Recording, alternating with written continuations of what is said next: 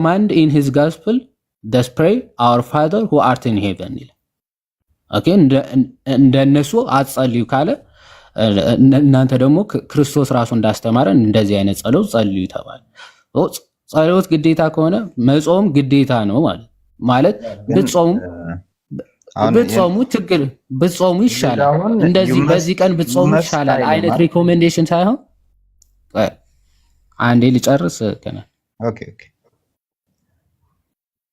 እንደው ሪኮሜንዴሽን ሳይሆን እንደ ትእዛዝ ነው። ኦኬ ጾሙ ነው በት ፋስት ኦን ጾሙ ተብሎ ነው የታዘዘው እንጂ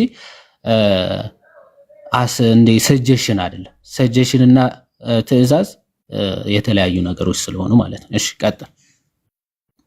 ያ አንደኛ ሰጀሽን ነው ያልኩበት ምክንያት መሰለ you must አይልም you must fast አይልም።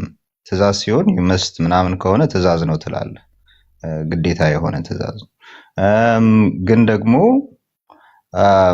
ፋስት ከሆነ ግን ያው ሰጀሽን ሊትራሊዝም ያለ አድቨርብ ያለ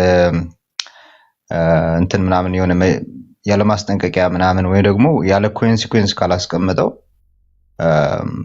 የምታየው አዘ ሰጀሽን ነው።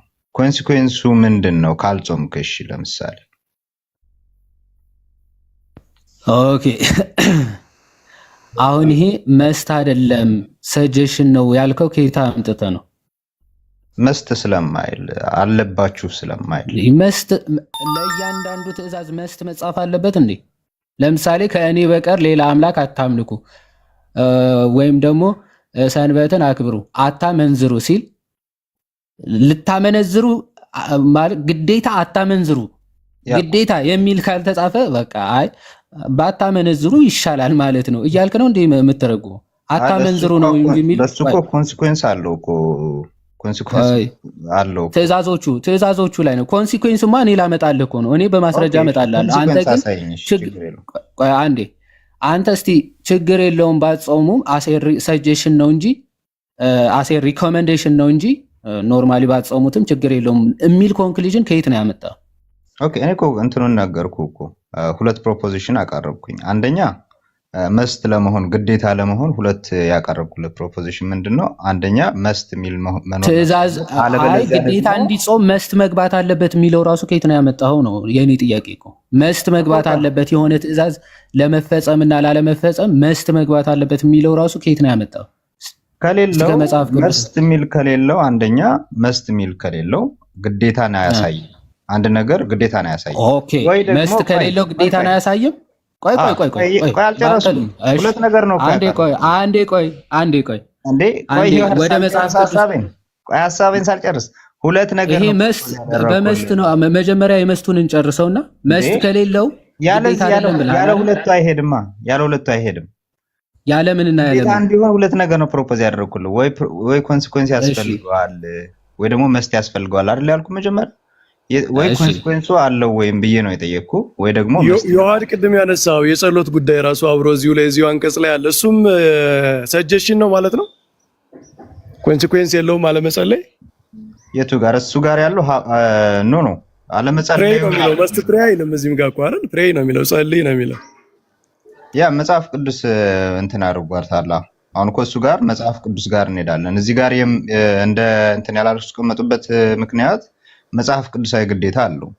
አይደለም ይኸውልህ እዚህ ጋር ጾም ነው እንጂ መጾም አለብህ አላለም ብለህ ግዴታ አይደለም ካልክ በዚህ ግራማቲካሊ ጸልይ ነው እንጂ የሚል መጸለይ አለብህ አይልም። እዚህም ጋር ጸልይ እንዲህ ብለህ ጸልይ ነው የሚለው። እሱም ሰጀሽን ነው ማለት ነው። ጸሎትም በመጽሐፍ ቅዱስ ግዴታ አለው እሱ። አሁን እኮ ምሳሌ ልስጥክ። አሁን ለምሳሌ መጽሐፍ ቅዱስ ላይ አንዱ ቦታ ላይ በግዴታ የተቀመጠውን ሁለተኛው ጋር ሲቀመጥ በግዴታ መልክ ላይ ቀመጥ ይችላል። እንደ የመጀመሪያ ያለውን ግዴታ እስቲ መጸለይ አለባችሁ የሚለው መጽሐፍ ቅዱስ ላይ እስቲ ያሳየን። ግዴታ የሆነበትን ማለት ነው። መጸለይ አለባችሁ የሚለውን እስኪ ያሳየን። ኦኬ መጸለይ አለባችሁ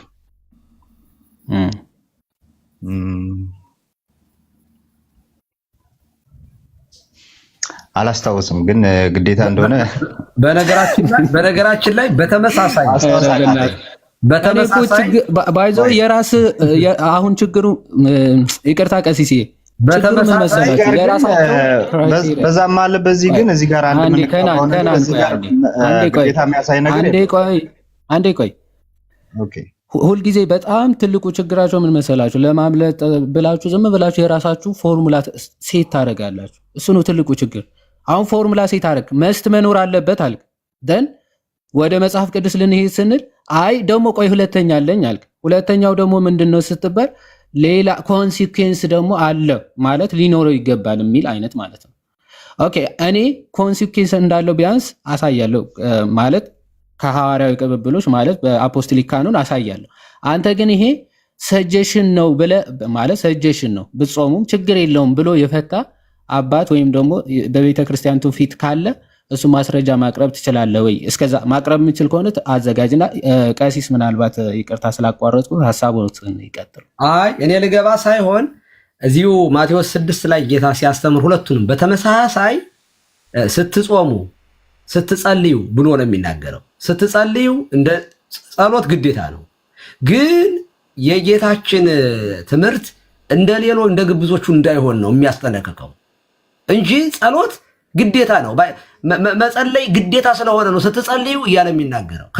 መጸለይ ከፈለጋችሁ አይደለም ስትጸልዩ እንደዚህ ስትጾሙም የሚለው በተመሳሳይ አረፍተ ነገርና በተመሳሳይ ቀን ያስተማረው ትምህርት ስለሆነ ግዴታ መሆኑን ጸሎቱ ራሱ ከጾም ጋር በተመሳሳይ ነው ለማለት ፈልጌ ነው። ቀጥሉ።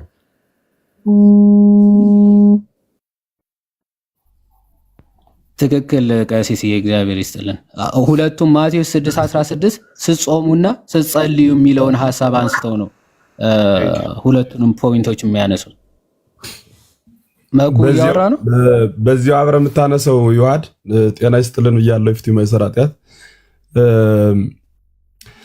የማይፈጸም ነገር በመጽሐፍ ቅዱስ በትእዛዝ መልክ ይቀመጣል ወይ? ይሄን በደንብ ልዩ ጥያቄ አድርገን እንድናየው ፈልጋለሁ። ምክንያቱም ለምሳሌ ለሙሴ በኦሪት ዘጸአት ምዕራፍ 20 ላይ ትእዛዝ ሰጥቶታል። አትስረቅ፣ አታመንዝር የሚሉት ትእዛዛት ማለት ነው። ስለምታውቋቸው ልተዋቸው። እኒህ ቃላት አንድ ሰው ባይሰርቅ ጥሩ ነው፣ ግን ደግሞ ቢሰርቅም ችግር የለም ለማለት ነው ይሄ ቃል የተነገረው። ጌታ ሲያስተምር ጾሙ ወጸልዩ እያለ ሲናገር የነበረው ያስተማረው ያ የኖረው ትምህርት ምን ለማለት ፈልጌ ነው? ትእዛዛት ሁሉ በትእዛዝ መልክ ተቀምጠው አለማድረግ ይቻላል ወይ? ከሆነ መጻፍ ለምን አስፈለገ? የማናደርገው አልተጻፈልንም። የማናደርገው ማለት የማይመለከተን የሚመለከተን እናደርገው ዘንድ ግድ ያለብን ደግሞ ተጽፏል። የተጻፈውን አለመቀበል ከተቻለ የጻፈውን ለምን ጻፈው? ምክንያቱም ብንቀበለው ባንቀበለው ችግር ከሌለው መጽሐፉ ለምን አስፈለገ? እሱንም በዚያው ይዋድ እንድትዝልኝ ለማለት ነው። እግዚአብሔር ይስጥልኝ። ያ እግዚአብሔር ይስጥልን መምህር ቃል የተሰማ እዚህ ጋር ያነሳሁት ምንድነው ኮንሲኩዌንስ አለው የእንትኑ አሁን እዛ ጋር አትስረቅ ብሎ አትስረቅ ብቻ አላስቀመጥም። ለሚሰርቁ፣ ለሚገድሉ፣ ከእግዚአብሔር ውጭ ለሚያመልኩ ቅጣት እናስቀምጧል። እንደየደረጃው ማለት ነው። እስከ ሞት ድረስ ቅጣት አስቀምጧል። እዚህ ጋር ግን ያስቀመጠው ኮንሲኩዌንስ የለም ነው። ቆይ እሺ ወደ ኮንሲኩዌንሱን መጣለን። መጀመሪያ ጥቅም አለው ወይስ የለውም? ይሄ ቆይ መጾሙ ጥቅም አለው ወይስ የለውም? ከነአን ሮብና አርብ መጾም ጾምና ጸሎት ጥቅም አለው እኮ እሱን እኮ ሮብና አርብ መጾም አሁን ይሄ ሲታዘዝ ጥቅም አለው ወይስ የለውም?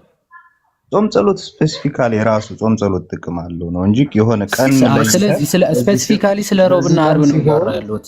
ይሄን ጾም የታዘዘበት አሁን ጾምና ጸሎት ራሱን ችሎ አሁን እሱ ጀነራላይዝ ማድረጉን ተተቋይ ይሄን ትእዛዝ ሲታዘዝ ኦኬ ሌሎች ቀናቶች እኮ መጾም ትችላለህ፣ በግልም መጾም ትችላለህ፣ ሌሎች አጽዋማትም አሉ። አሁን ስፔሲፊካሊ ዲዳኬ ላይ ስለታዘዘው ትእዛዝ ነው እያወራለሁት።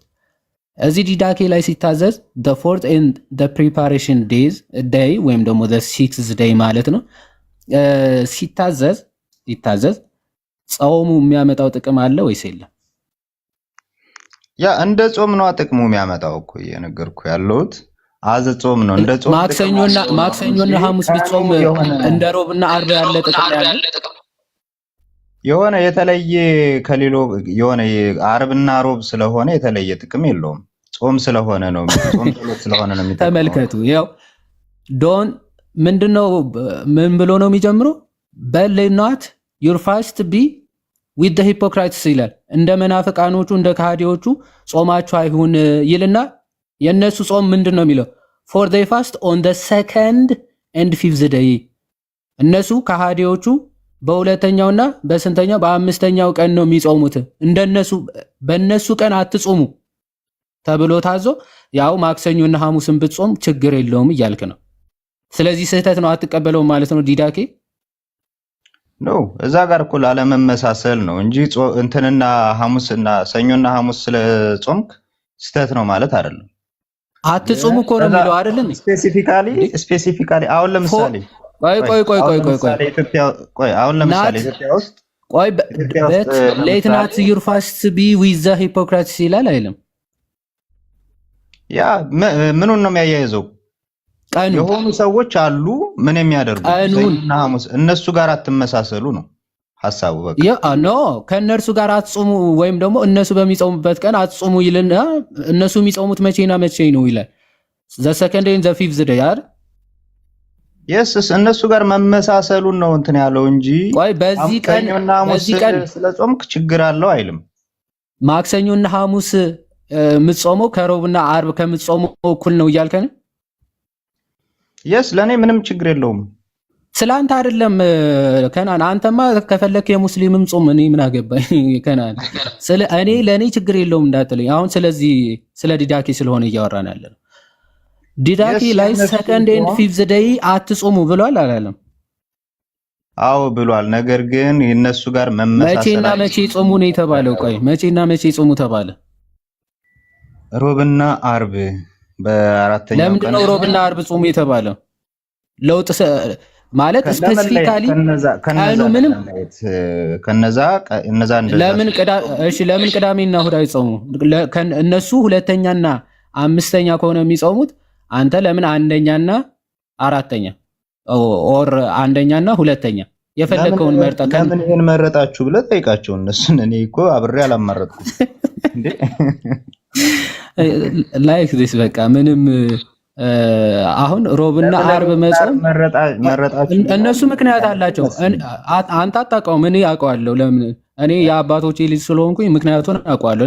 ለምንድን ነው ሮብና ለምን እንደምትላቀው? እሺ ቆይ አንዴ እኔ ልንገርህ ይሁዳ ሸጠው ሰቀለ ምናምን። አንዴ እባክህ አንዴ ሚዩት አድርገው። አንተ አታውቀውም፣ እነሱን ጠይቃቸው ትላለህ። እኔ ግን ስለማውቀው እሱን ያሉበትን እስኪ እዛ ጋር ያስቀመጡበትን ሮብ ይሁዳ ስለሸጠው ነው፣ ዓርብ ደግሞ ስለተሰቀለ ነው የሚለውን እስኪ ያሳይ እንዲዳከለ እነሱ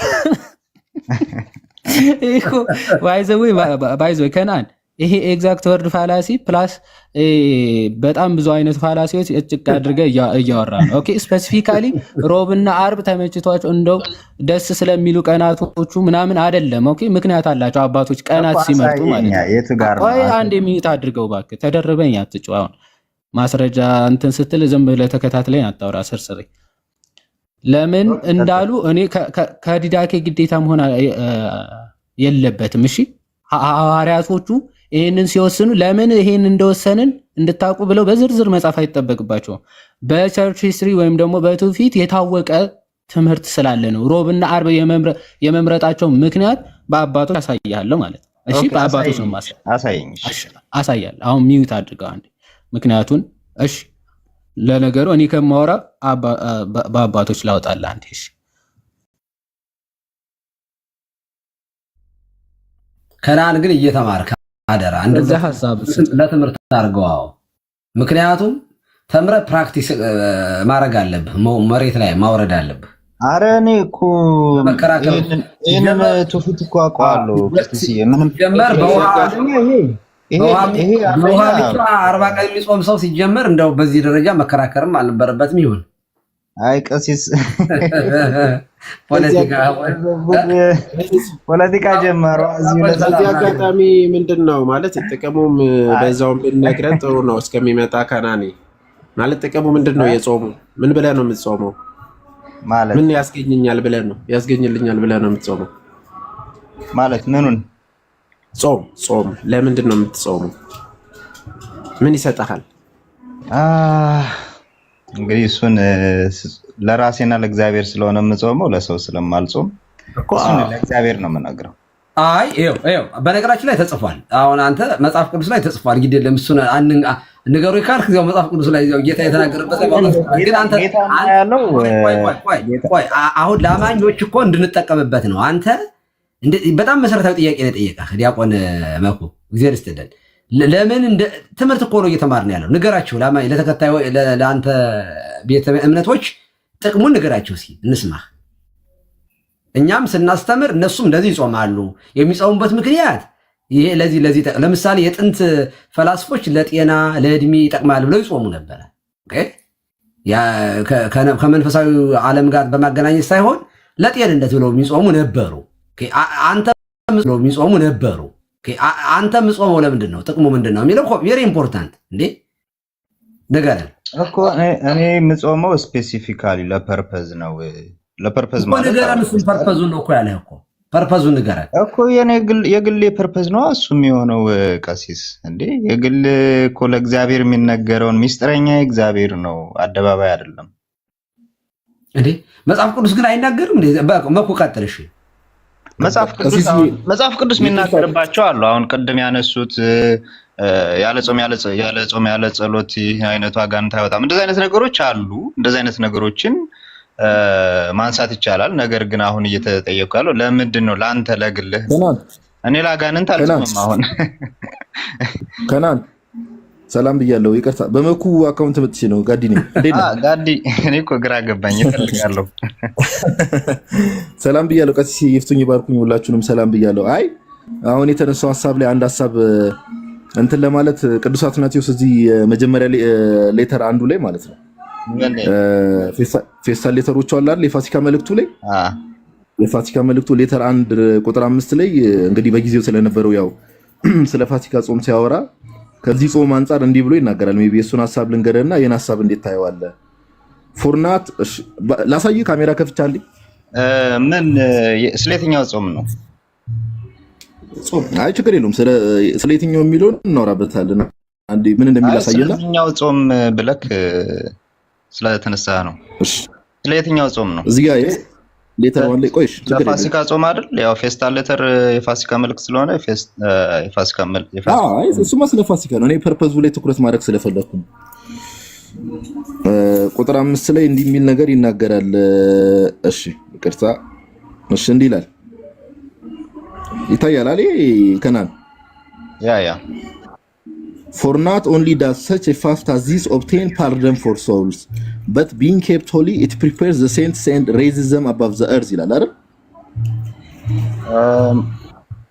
እስቲ ቆይ አንድ ጊዜ ትንሽ ግን እኔ ጋር ብቻ ነው እየደበዘዘ።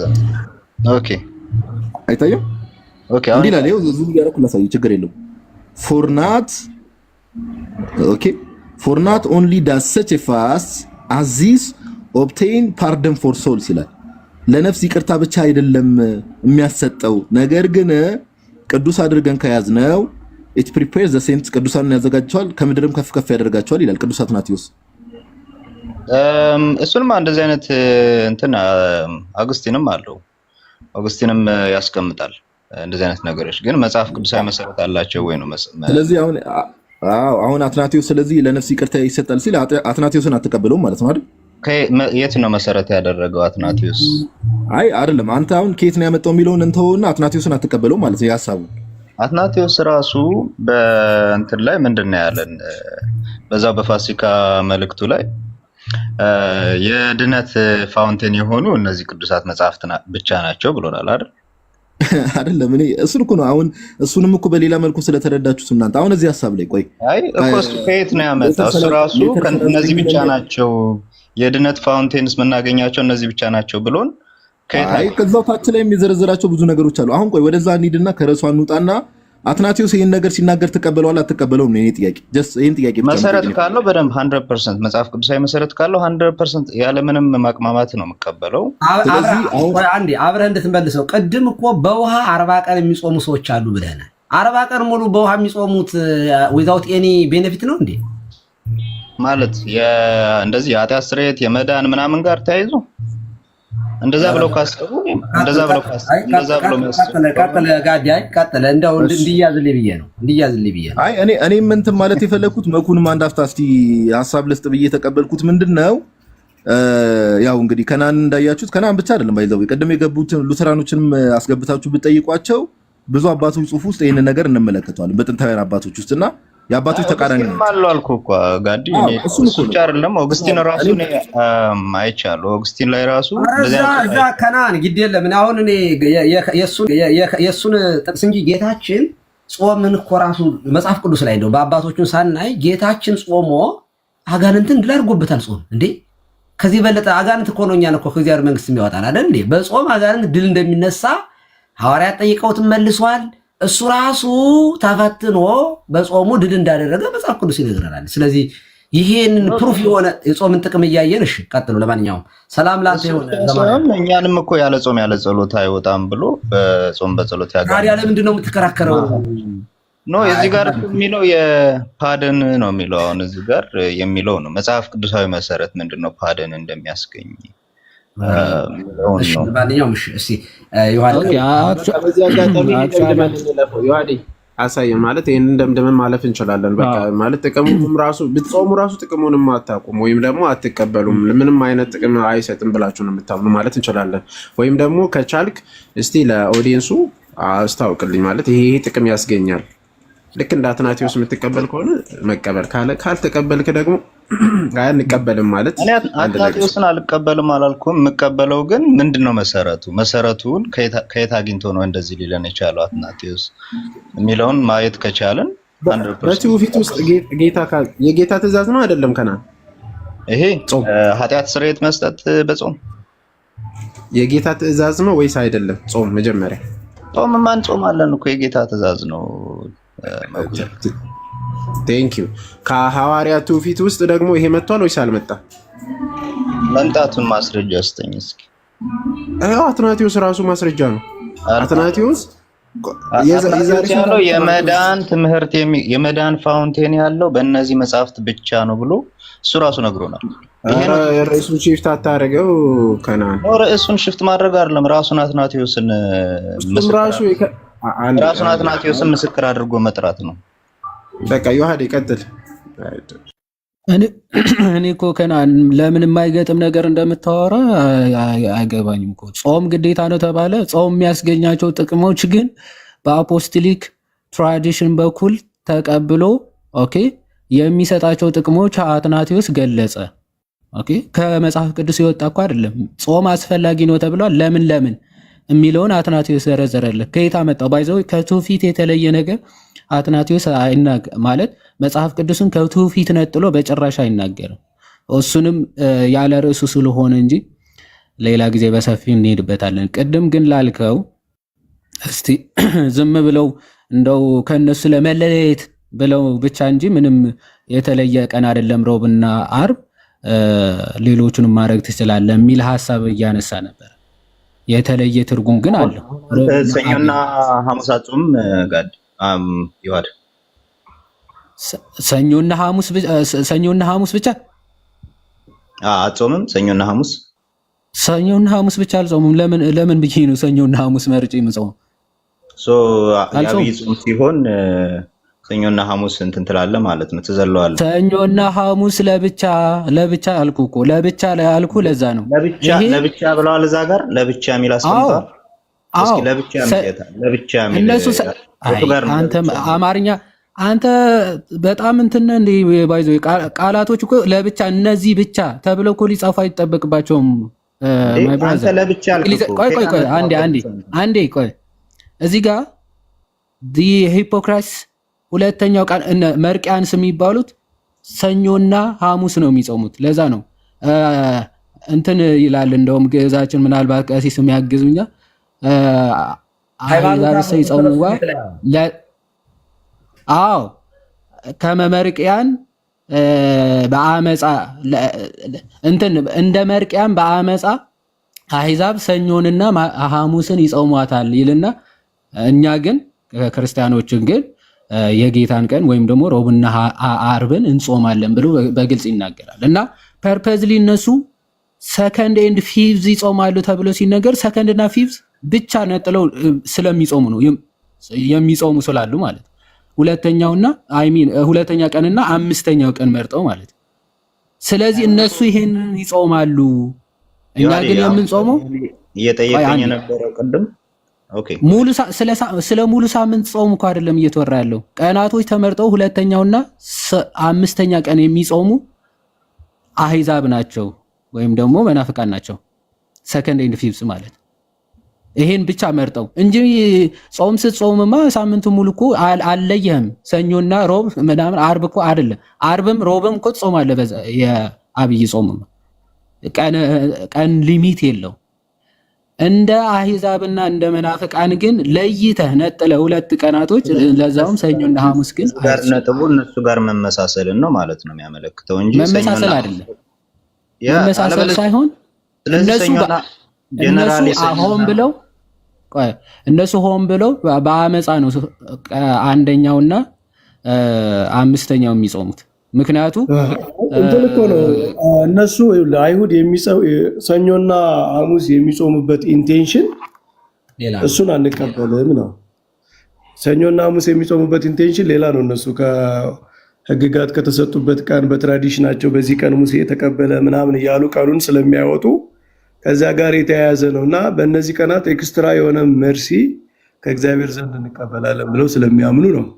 እኛ ደግሞ እነዚህ ነገሮች ለሰው ልጆች መዳን ትልቅ ቦታ ያላቸው እንዲሁም የጌታን ሕማማት በማሰብ ነው የድህነት ምንጫችን የእሱን ሕማማት ማሰብ ነው ብለው ቀናቱን ሮቡና አርብ ማድረግ ኢንቴንሽኑን መቀየር ነው እንጂ አንድ ሰው ሰኞና ሐሙስ ስለጾመ ከአይሁድ ጋር ቀጥታ ባይ ዲፎልት ይተባበራል ማለት አይደለም። ከኢንቴንሽናቸው ጋር ከተባበረ ነው። አይ በዚህ እስማማለሁ። እኔ እኮ የሮብና የአርቡን ጾም ኢንቴንሽኑን ራሱ እኔ ተቃውሞ የለኝም እኮ ግን ነሰሰርሊ እዛ ጋር ካልተገናኘ ምናምን የሚል ሀሳብ የለውም ነው እኔ እንጂ ከዛ ጋር መታሰቡ ራሱ ምናምን ቅድም ምንም ሮብና አርብ ምንም የተለየ ነገር የለውም ከነሱ ለመለየት ብቻ ነው አላልክም? አሁን ደግሞ ኢንቴንሽኑ መገናኘቱ ፖዚቲቭ ሮብና አሁን እኮ ማስረጃ አምጣ ምንም የተለየ ነገር የለውም ሮብና አርብ ያሉበት ብለህኝ እኮ ማስረጃ ላመጣ እኮ ነው እያወራን የነበረው።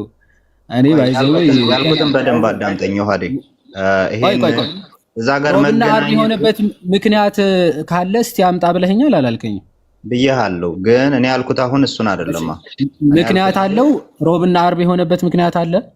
ኦኬ ካሉ እስኪ ያሳየኝ ዲዳኬ ወይ አለ ወይስ የለም ንገረኝ እስኪ።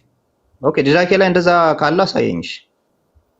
ዲዳኬ ላይ ብቻ ነው የምትፈልገው? ኦኬ ዲዳኬ ላይ ሮብና አርብ ያደረግንበት ምክንያት ብለው ካልዘረዘሩ አትቀበልም? በዚህ ምክንያት እንደዚህ በሮብና አርብ በዚህ ምክንያት ጾሙ ያሉበትን ዲዳኬ ላይ በዚህ ምክንያት ነው አንዴ ስማኝ። ሮብና አርብ ያደረግንበት በዚህ ምክንያት ነው የሚል ካላገኘ አትቀበለውም ነው። ኦኬ መጀመሪያ በቃ ከመጀመሪያው ጀምሮ የነበረውን ሐሳብ ልንገርም። ቆይ የጠየኩህን መጀመሪያ ብለህ ርዕስ ሽፍት ለማድረግ እንዳትሞክር። ቀጥታ የጠየኩህን ቀጥታ መልስ ካላደረግ ዲዳኬ ላይ ሮብና አርብ ያደረግንበት ምክንያት ብለው ካልዘረዘሩ አትቀበለውም ማለት ነው ወይ ነው ጥያቄ። ምኑን ነው የማልቀበለው? ምክንያቱን ነው ሮብና አርብ የሆነበት ምክንያት። ወይ ጉድ! ምክንያቱን ነው እንደዛ። ምክንያቱን አትቀበልም ካልከኝ እኮ ምክንያቱ አለ ማለት ነው እዛ ጋር እንዴ። ምክንያቱን አትቀበልም ማለት እኮ አዎ፣ ያለ ምክንያት አላደረጉትም። ለምን ሮብና አርብ አደረጉት የሚለው ምክንያት አለ። እሺ አሳየኝ። ዲዳኬ ላይ በዚህ ምክንያት ነው ያሉበትን። ለዛ እኮ ነው ዲዳኬ ላይ የምትለው ምንድነው? ዲዳኬ ላይ ካልተጻፈ አትቀበልም ወይ ምልህ እሱን ነው። ዲዳኬ ላይ ካልተጻፈ አትቀበልም ነው። ኦኬ ሌላ ቦታ ከሆነ ነው አልቀበልም ምለው። አዎ በቃ ከዲዳኬ ውጪ ሌላ የአባቶችም የጉባኤም ወይም የሆነ ጽሁፍ ቢመጣልህ አትቀበለውም ነው። ዲዳኬ ላይ ከሌለ ኢንቴንሽናቸው እንደዛ አይደለም ብለህ ነው የምትወስደው። ኦኬ የዲዳኬ ኢንቴንሽን እንደዛ ነው የሚል ምንም አይነት እንትን የለም፣ ቤዝ የለም። አለ ቤዝ አለ።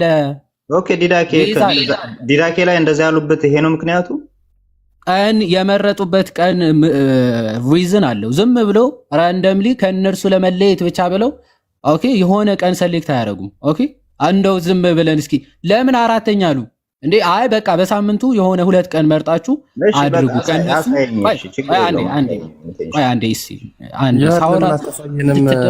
ያመጣኸውን የአባቶችን ማስረጃ ቅድም እሱን ስትጠየቅ ስለነበር እኛም ብናየውና ትውፊቱንም የተቀበልነው ከካቶሊኮች ነውም ስላለን ያንን አሁን እኮ ከናን እያደረክ ያለው ማስረጃ ይመጣላል። ሲመጣልህ አይ እኔ እኮ ይሄንን እኮ አልተቃወሙም ትላለህ፣ ደግሞ ሌላ ይመጣል። እንደዛ ስለሆነ የሆነ እንትን ያለ ነገር መያዝ አልቻልንም። አይ ቆይ እንደዛ አይደለም ቀሲስ፣ እንደዛ አላልኩም። በቃ አሁን እኛ ማስረጃውን መምህር በረከት ያብራሩበት ነገር አለ። ለዛ ነው ይሄንን የተናገርኩበት ምክንያት ልናገር ያልኩኝ። መምህር በረከት ሲያብራሩ ምን አሉ? ሰኞና ሐሙስ እንትን ያሉበት አይሁዶች ከድነት ጋር ያገናኙታል። እኛ ግን የምናገናኘው ከጌታ ከኢየሱስ ክርስቶስ ጋር ነው ስላሉ እኔ እንደዛ መገናኘቱ ችግር የለብኝም፣ እንደዛ ከተገናኘ እንደውም መልካም ነው የሚል ነገር ስናገር ከዛ ሐሳብህን ቀየርክ። እኔ ያልኩኝ ሐሳቡ እንደዛ ጋርም ከተገናኘ በመልካም ነው ማየው ነው እንጂ ዲዳኬ ላይ ሐሳባቸው እንደዛ ነው የሚል መሰረት አለ የሚል አሁንም ቢሆን ተጨማሪ ግን ከናን በእስራኤል የስርየት ቀን ማለት ነው ዴይ ኦፍ አቶንመንት በጾም ነው አይደል የሚከበር ታውቃለህ አይደል? ጥያቄው እንደገና በእስራኤል በዓመት አንድ ጊዜ መስዋዕት የሚያቀርቡበት ዴይ ኦፍ ዮም ያ በ14ኛው የመጀመሪያው ወር ላይ በ14ኛው ቀን የዮም ካፖር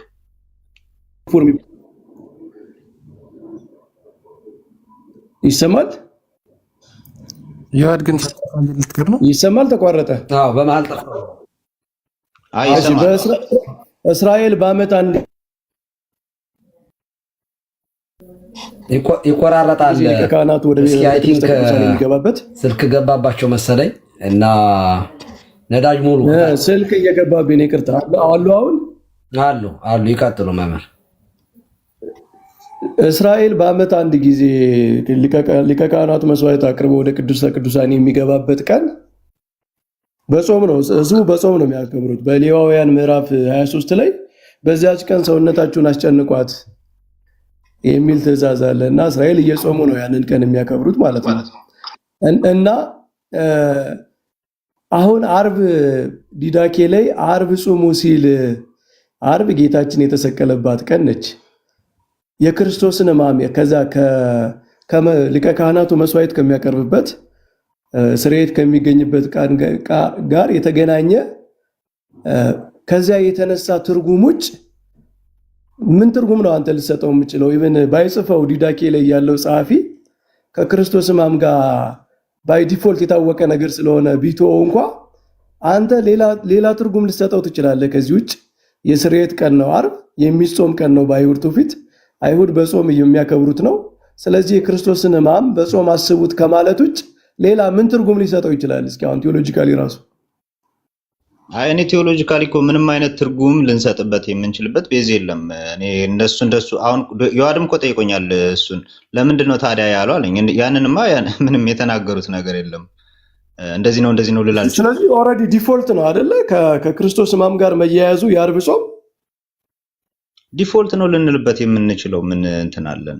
አሁን እኮ ዲፎልት ሊሆንም እኮ ይችላል። አሁን ሊሆንም ይችላል፣ ግን ደግሞ እንደዛ ነው የሚል ቤዝ የለንም። ነው ብሎ ለመደምደም የሚያስችል ግን ቤዝ የለም። ትራዲሽን ካለ እንግዲህ ከሐዋርያት ዘመን ጀምሮ ያሉት አብያተ ክርስቲያናት ሁሉ በዚህ ምክንያት ነው አርብን የምንጾመው ካሉ አይደለም እንደዛ አይደለም፣ ጥንታዊቷ ቤተክርስቲያን በዛ አይደለም የምትጾመው እንዴት ይባላል? እነማን ስላሉ? ሁሉም ጥንታውያን ቤተክርስቲያናት ዓርብ ረቡዕን ለመጾም ሰለስቱ ምዕት ብለዋል። ያቀርቡት የጌታን ሕማማት ነው። ያ አይ እኔ አልተረዳችሁኝም ማለት ነው። እኔ እያልኩት ያለው እዛ እንትን ላይ ሲናገሩ ያስቀመጡት ቤዛቸውን ያስቀመጡት ነገር የለም። ሶ እንደዚህ ነው ብዬ ልንናገር አንችልም። ኋላ ላይ እንደዚህ አይነት ትርጉም ሊሰጠው ይችላል። ዚስ ኢዝ ምንም እኮ እንትን ያለው አይደለም፣ ጥያቄ ያለው አይደለም። ኋላ ላይ ትርጉም ሊሰጠው ይችላል። ትክክለኛ አርጊውመንት አይደለም። ብዙ ይኸውልህ ዓርብ ረቡዕ በዲዳኬ ላይ ጾሙ ነው የተመረጠበት። ዓርብ ለምሳሌ አንድ ክርስቲያን ትዝ የሚለው ክርስቶስ የተሰቀለበት ቀን ነው። ሌላ ምን ትዝ ይለዋል? ከሕማሙ ጋር አይገናኝም የሚል ሰው እኮ ነው በርደን ያለበት ማለት ነው። ይህንን ፕሩቭ አይገናኝም የሚል ድምዳሜ ከመጀመሪያም አልሰጠሁም። እንደዚህ አይነት ቤዝ የለም ነው ያልኩት እንጂ አይደለም የሚል ድምዳሜ አይደለም የሰጠሁት። ከመጀመሪያ ቤዝም አለ እኮ። ዓርብ እኮ ኦልሬዲ በቃ ክርስቶስ መከራ የተቀበለበት ቀን መሆኑ ራሱ ጾሙ ከዚህ ጋር እንደሚገናኝ ቤዝ እኮ ነው። ኋላ ላይ እንደዛ ጋር ሊያገናኙት ይችላሉ፣ ግን እዛ ጋር የገለጹት ነገር የለም ነው የኔ አይደለም። ይኸውልህ ከነዓን አንደኛ ዲዳኬ ላይ ያለ፣ ሁለተኛ ሰለስቱ ምዕት ላይም ዓርብና ረቡዕ ኢቭን እስከ ቀኑ ድረስ ከዛ ሰዓት እንዲጾም ደግሞ እራሳቸው ቀኑናቸው ያዛል። ሃይማኖተ አበው ዘሰለስቱ ምዕት ላይ ይሄ አለ። ዓርብና ረቡዕ መጾም እንዳለበት እስከ 9 ሰዓት መጾም እንዳለበት ይናገራል። አብልጠህ ብትጾም ግን ለነፍስህ ችግር የለውም። ይሄ ምንም የሚያጨቃጭቅ ነገርም አይደለም እኮ። ለምን ከነዓን ገብተዋል? ግን እያነሳ ያለው በነገራችን ላይ በጣም ቢግ ክሌም እኮ ነው። አሴ ረንደም ሴሌክሽን 2 ቀን ማለት ሮብና ዓርብ ዝም ብለው ረንደምሊ ነው ሴሌክት ያደረጉት የሚል ቢግ ክሌም እያቀረብክ በቃ ምንም ሪዝን የላቸውም ከነሱ ለመለየት ብቻ ነው የሚል የራስ ፍልስፍና አምጥተህ ከዛ በኋላ ግን እንደዚህ አይነት ሀሳብ መጥቶ ሊሆን ይችላል ትላለህ። ሲጀመር ዲዳኬ ላይ ሴሌክት ሊያደርጉበት የሚችልበት ሪዝን ምን አለ? ሮብ ከሐሙስ ኦኬ፣ ሮብ ከእሁድ፣ ሮብ ከቅዳሜ ሊለዩበት የሚችሉ 2 ቀናቶች አድርገው ሮብና ዓርብ ሊያደርጉበት የሚችሉበት ሪዝን ሳይኖራቸው ሮብና ዓርብ ጾሙ ብለው ሊያዙ እኮ አይችሉም፣ ያለምንም ሪዝን ማለት ነው። ሶ አይ በቃ ምንም ሪዝን አልነበራቸውም፣ በቃ ለመለየት ብቻ ነው አባቶች። ከዛ በትውፊት በኩል ወይም ደግሞ በትውፊት ተቀብለው ለምን ሮብና ዓርብ እንደሆነ ኦኬ፣ አፖስቶሊክ ኮንስቲቱሽን በግልጽ ያስቀምጣሉ። ለምንድነው ዝም ብለው ራንደምሊ ሮብና ዓርብ መሆኑ?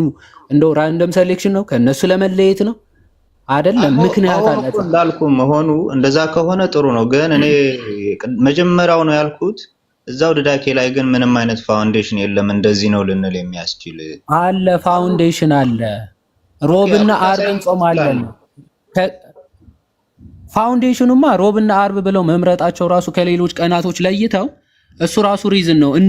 እንደ አይሁዶች ኦኬ፣ እኛ ማክሰኞና ሮብ አይደለም ሰኞና ሐሙስ አንጾም፣ እኛ የምንጾመው ሮብና ምንድነው ዓርብ ነው አሉ ማለት ነው። ባይዘው በዛን ሰዓት የነበረው ሰርከምስታንስ መረዳት ራሱ ቅድም መምህር በረከት እንዳሉት በዛን ሰዓት ስለምን ነገር ነው እየተነገረ ያለው?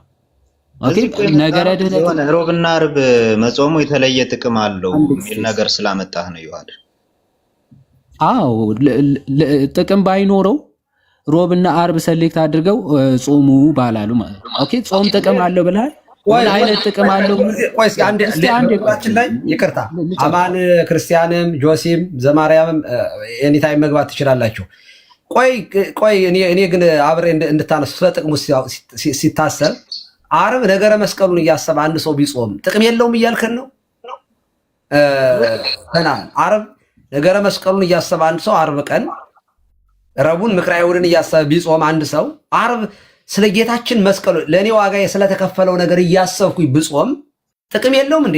ከነዓን ጥቅም አለው በደንብ። እኔ እኮ እሱን አላልኩም ቀሲስዬ። እኔ ያልኩት ቆይ እኔ እንዴት በምን እንደመጣን በዚህ ያስታውሳሉ። እዚህም ስለነበሩ ሮብና ዓርብ እኔ ኤኒ ታይም ቢጾም በጾም ጥቅም ይገኛል ኤኒ ታይም ይሁን ስል ይዋድ ደግሞ የለም ሮብና ዓርብ ነሰሰርሊ መሆን ኖ ኤኒ ታይም። ቆይ ኤኒ ታይም ማለት ምን ማለት ነው? ቀኖቹ ነው እኮ አይሁድ ሲጾሙ በምክንያት ነው የሚጾሙበት። የነሱ ጾም የራሱን የቻለ ምክንያት አላቸው። ደግሞ የነሱ ምክንያት እኮ በነገራችን ላይ ዊዛውት ሪዝን አይደለም እኮ ከእግዚአብሔር ጋር በተያያዘ ከወጡበት በዓል ካከበሩበት የተለያዩ ጾማቸው ወደ 7 ነው የሚጠጉ ጾሞች አሏቸው።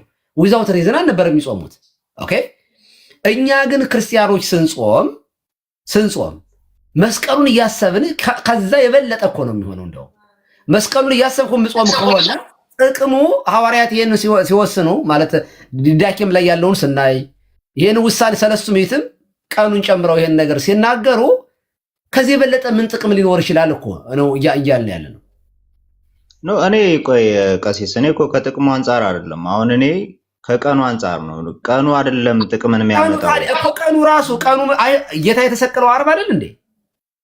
ያ ጌታ የተሰቀለው ዓርብ ይሁን እንጂ ጌታን አስቦ እስከ ጾመ ድረስ ኤኒ ታይም ጥቅም ያገኛል ነው እኔ እኮ ያልኩት። ስለዚህ በርዝዴት በቀን ችግር የለውም። ኤኒ ታይም ዓርብ ከሆነም ያንኑ ጥቅም ያገኛል። ማክሰኞም ቢጾም ያንኑ ኤግዛክት ጥቅም ያገኛል። ዓርብ ስለሆነ ሌላ ይሆናል ማለት ነው። ለምሳሌ ጌታ የተሰቀለው ዓርብ ሆኖ የተሰቀለው ክርስትና እኮ ሂስቶሪካዊ ጭምር እኮ የሆነ እኮ ባክግራውንድ ሲኖርህ ምክንያቱን ስታብራራ እኮ ታሪካዊ የሆነ አመጣጡን ጨምር ነው የምታለከው። እሱ ጥሩ ነው ግን ጥቅሙን አይቀርም። እሱ ጥሩ ነው ግን ጥቅሙን አይቀርም እኮ ጥቅሙን ነው የምነግርህ። ጌታ ዓርብ ተሰቅሎ እያለ ጌታ የተሰቀለበት ሰኞ ነው ብለህ ሰኞ ቀን ያንን ቀን በሰኞ እንዲሆን ነው። ዓርብ ነው የተሰቀለው። ዕለቱን አስቤ እኮ ነው እኔ እኮ የምጾመው። ኦኬ ለምሳሌ ልደትህ አንተ ዛሬ ሆኖ እያለ አመት እስከ አመት ልደት ዋናው ምንም እኮ ሴንስለስ የሆነ ነገር ነው የምታወራው። ከናን ገብቷል? ተረድተሃል? አይ እንደዚህ ይሄን ያህልም ጊዜ ወስደን ሊያጨቃጭቀን የሚገባ ነገር አይደለም። ሌሎቻችሁም ጨርሱ እንዳልኳችሁ እንዳንይዛችሁ። ዮሐድ ጥያቄ ካላችሁ አማን ክርስቲያን ዘማሪያም ጆሲ ዮሐድ ያመጣውን እስቲ ከአባቶች ያሳየን። ምክንያታቸው ስፓይ ዌንስዴይ እና ፕሪፓሬሽን ዴይ ፍራይዴይ የሚለው ሀሳብ እንደሆነ የጌታ ስቅለትና ለስለላ ይሁዳ የሄደበትን ምናምን አባቶች ያስቀምጡታል። እና ዮሐድ ይዤ እመጣለሁ ብሎ እሱን ነበር። እሱን ያሳየን መጀመሪያ እና ከዛ እንቀጥላለን። ኦኬ በጣም ብዙ አባቶች ማምጣት ይቻላል። አክቹአሊ ግን አሁን አፖስቶሊክ ኮንስቲቱሽንን ላሳይና ከዛ በፊት ግን አሁን ኢንቴንሽን ኢት ማተርስ ማለት በየትኛውም ቀን ጾመው ዋናው ቀኑ አይደለም ምናምን የሚለው ማለት ነው። ባይ ዘ ዌይ ለአንድ ጾም ኢንቴንሽኑ ኢት ሪሊ ማተርስ ወይም ደግሞ ማተር ያደርጋል። ለምሳሌ አንድ ሰው እኮ ለዳይት ብሎ ሊጾም ይችላል እኮ ማለት ለሰውነቱ እንዲቀንስ ምናምን ብሎ ሊጾም ይችላል። ይሄ በረከትን ያስገኘዋል? ምንም አያስገኝለትም። ኦኬ ከነፍሱ ጋር ምንም የሚያገኘው ስጋው ሊለወጥለት ይችላል። ከነፍሱ ጋር ምንም የሚያገኘው ጥቅምም በረከትም የለም ማለት። ለዛ ነው ሮብና ዓርብ ሲሆን ሮብ የሆነበት የራሱ ዓላማ ምክንያት፣ ያንን ይዘህ ስትጾም ያንን ምክንያት አድርገህ የጾምክበትን በረከትና ጸጋ ታገኝበታለህ ማለት። ኦኬ ያንን ቀኑ ምን ስላለው ምክንያት ስላለው ምክንያት የሌለው ቀን ዝም ብለህ ራንደም እየመረጥ ለምን እንደምትጾምም ካላወቅክ ግን ምንም በረከት የለውም ማለት ነው። ኦኬ ለዳይት ጾም ለምን ጾም የማይታወቅ ያለ ምክንያት ዝም ብለህ ቀን እየመረጥክ ብትጾም ለስጋ ልትሸነቅጥ ሸንቃጣ ልትሆን ትችላለህ። ነፍስ ግን ምንም ጥቅም የለውም ማለት ሶ አባቶችም ቀኑን ሰሌክት ሲያደርጉ ምክንያትም ዓላማም ያለው ማለት ነው። ምክንያትም ትርጉሙም ያለው። ለምሳሌ አብይ ጾም ሲጾም ምክንያት አለው፣ ዓላማም አለው። ምንድነው? ጌታ የጾመው ነው፣ ታላቅ ጾም ነው። በረከተ ስጋ በረከተ ነፍስ የምታገኝበት ዓላማ ምክንያት ሲኖር፣ ሮብና ዓርብም ምክንያት አለው። ምንድነው ምክንያቱ? ይኸው ያው ስለ 40 ቀን ከቁጥር 15 ጀምሮ ማለት ነው ቁጥር 15 ጀምሮ እየተናገረ ይመጣል። ክርስቶስ መከራ የተቀበለበት የጾመበት 40 ቀን ስለ አብይ ጾም ይናገርና ስለ ነገ ጾመ ድህነት ወይም ስለ ሁለቱ ቀናቶች ሲናገር ደግሞ ምን ይላል? but he commanded us to fast on the fourth and 6 days of the week አለ። በስንተኛው? በአራተኛውና በስድስተኛው ቀን እንድንጾም ታዘዝን ይልና the former የመጀመሪያው በአራተኛ ቀን ወይም ደግሞ በአራተኛው ቀን የምንጾመው on account of his being ምን betrayed ተላልፎ በመሰጠቱ በይሁዳ ተላልፎ ወይም ደግሞ በመሸጡ ማለት ነው። በመሸጡ on the account of that አራተኛው ቀን እንጾማለን። ጌታችን ተላልፎ የተሸጠበት ቀን ስለሆነ ይላል። ኦን ደ ላተር ወይም ደግሞ በስድስተኛው ቀን ደግሞ የምንጾመው ኦን አካውንት ኦፍ ሂዝ ፓሽን በተቀበለው መከራ ምክንያት ምን እንላለናል? ኦኬ እንጾማለን። ምክንያት አለው። ዝም ብሎ ከመሬት ተነስተው 2 ቀን ሊመርጡ አይችሉም። ምክንያት የሌለው ቀን ማለት ነው። በዚህ አካውንት ነው የምንጾመው ብለው አፖስቶሊክ ኮንስቲቱሽን ኦኬ ቁጥር 15ኛው እንደዚህ በግልጽ ይናገራል። ጴጥሮስ ፒተር ደ አሌክሳንድሪያን በግልጽ ይናገራል። ወንስዴይ ኤንድ ፍራይዴይ የሆነበትን ምክንያት በግልጽ ይናገራል። ያው እንትኑ በደንብ አይታይም አይ ቲንክ እንጂ ጽሁፉ በደንብ የሚታይ አይመስለኝም እንጂ ቃል በቃል ቆይ ሾርት ኮቱን አንዴ ላውጣው የፒተር ቃል በቃል የሚለውን ማለት ነው። እሱን አሳይቼ ምናልባት ወንድሞቹ የምትጨምሩት ካለ ትጨምራላችሁ። ሾርት እንትኑ ኮቴሽኑ አለች አንዴ ላሳያችሁ። ኦኬ እዚህ ያለ ፒተር ኦፍ አሌክሳንድሪያ በ311 የነበረ ማለት ነው። ኦን Wednesday, because on this day the council of the Jews was gathered to betray our Lord አለ። የአይሁድ ጉባኤ ተሰብስበው ጌታችንን አሳልፈው ይሰጡበት ቀን ነው ይላል። on Friday በዕለተ ዓርብ ደግሞ because on this day he suffered death for our salvation ለመዳናችን መከራ የተቀበለበት ቀን ስለሆነ ነው ብሎ በግልጽ ይናገራል ፒተር ኦፍ አሌክሳንድሪያ ማለት። ስለዚህ በአባቶች የታመነ የታወቀ ምክንያት አለው። ያለ ምክንያት የተመረጠ ቀን አይደለም። ይሄን ልናውቅ ይገባል ማለት ነው። እግዚአብሔር ይስጥልኝ። ግሩም ነው። ግሩም በመረጃና በማስረጃ ጥሩ ነው። ዲያቆን ዘማርያም እንኳን ደህና መጣህ። አማን ሰላም እያለሁ። ቀጥሉ እናንተ ከሁለታችሁ አንዳችሁ። ማን የቀደመ? ጆሲ ቀድማል። ሰላም ብያለሁላችሁ ነው። አይ ጆሲ ተናግሯል ብዬ ነው። እሺ ቀጥል ጆሲ። ጥያቄ ካለ ወይንም ስለ ጾም ጉዳይ ከተነሳ የመጀመሪያው ጥንታዊ ትራዲሽን ካየነው 1 ቀን ነበር የሚጾሙት ነበር። ግን ያችን 1 ቀን ሲጾሙት ሁሉም እንደ ግዴታ ነበር የሚቆጥሯት። ተርቱሊያንን፣ ሌሎችን ሲፕራንን በዚህ ጉዳይ ላይ ማየት እንችላለን። ኋላ ሌተር ዲቨሎፕመንት ደግሞ ቀስ በቀስ ይሄ አንዷ ቀን ወደ 3 ቀን ታድጋለች። ኦርቶዶክሳውያን ላይ ኢትዮጵያ ላይ ስንመጣ እስካሁን ድረስ ይሄ ማክፈል ተብሎ ከጸሎተ ሐሙስ ማታ ጀምሮ እስከ ፋሲካ ሌሊት ድረስ ያደርጉታል። ልክ ጥንታዊ ክርስቲያኖች እንደሚያደርጉት ማለት ነው። ከዛ በኋላ ደግሞ ወደ 40 ቀን ያድጋል ማለት ነው። አሁን ይሄ ወደ 40 ቀን ሲያድግ ለምንድነው ወደ 40 ቀን ያሳደጉበት? ሙሉ ሲዝኑን አበጅተው ቤተክርስቲያን ከሰማዕትነት ዘመን ወጣ ነገሮች ተደላድሎላት የራሷን ሊተርጂ በደንብ አሳድጋው ከአይሁድ የፋሲካ አራትና የሰንበት ስርዓት ተወስዶ ብቻ የነበረው ስርዓት በደንብ አድርጎ ዴቨሎፕ ሆኖ ፍሬ ያፈራችበት የነበረችበት ጊዜ ስለሆነ ነው። ስለዚህ ወደ እምነቱ የሚመጡት በስቴፕ ወደ እምነቱ ለመግባት የሚቀበሉበትን ስርዓት ያበጁበት። ይሄን ከፈለግን ወደ ቄርሎስ ዘኢየሩሳሌም ስንሄድ በደንብ እናገኘዋለን የሚቀበሉበትን መንገድ ማለት ነው በወቅቱ የነበረው። ከዛ በኋላ ደግሞ ከአውሮፓ አካባቢ ወደ ኢየሩሳሌም የሄደች ዩጌሪያ የተሰኘች ሴት በማስታወሻዋ እንዴት ሲጽፉ እንደነበረ ለኃጢአት ስርየት እንደሆነ እንደሚያስቡ የጌታችንን መስቀል ሲሳለሙ እንደነበረ ቅዱሳት ምስላት የጌታ ስቃይ ሕማሙ እዛ ላይ እንደነበሩ በግልጽ ታስቀምጣለች ማለት ነው። ከዛ በኋላ ደግሞ የካቶሊክ ትውፊትን ነው የምቀበለው ካለ አንድ ሰው አቮይድ ማድረግ የማይችለው ምንድነው? በተለያየ ወቅት ካቶሊካውያን እንደ ኦብሊጌሽን በፖፕና በካውንስል ያስቀመጧቸዋል። እኛ እንደ ግዴታ ነው የምንቀበለው። ልክ የቤተክርስቲያን በአዋጅ አወጀችውን ጾም ካፈረስን ሄደን ንስሐ እንገባለን ከጸጋ እንደሚያጓድለን ስለምናምን ማለት ነው። ምክንያቱም እናንተን የሚቀበል እኔን ይቀበላል፣ እናንተን የማይቀበል እኔን አይቀበልም ብሎ ጌታችን የሰጣቸውን ስልጣን ሐዋርያት አስረክበዋል፣ በእነሱ ተከታዮች ዘንድ አለ ብለን ስለምንል ማለት ነው። ከዛ ውጪ በዚሁ አጋጣሚ ለመናገር ያክል ነው ይሄ የ40 ጾም ዴቨሎፕ ሲያደርግ በኢየሩሳሌም እና በምዕራቡ ዓለም 2 የተለያየ ዴቨሎፕመንት ነው ያለው። የምዕራቡ ዓለም የአይሁድን ቅዳሜ ስለማያከብሩ ከፓጋን ሰርክል ስለመጡ አብዛኞቹ እሁድን ቀን ብቻ ነው የማይጾሙት። ይሄ በቻርልማኝ ዲክት ውስጥ ማየት እንችላለን ማለት ነው።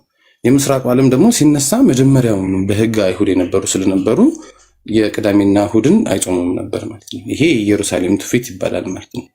አሁን በሁሉም ጥንታውያን ክርስቲያኖች ዘንድ ስንሄድ በካቶሊካውያንም በኦርቶዶክሳውያንም በኢስታስሪያንም ስንሄድ ከሁለቱ አንዱ ወይም ሁለቱን ትውፊት ልናገኛቸው እንችላለን ማለት ነው።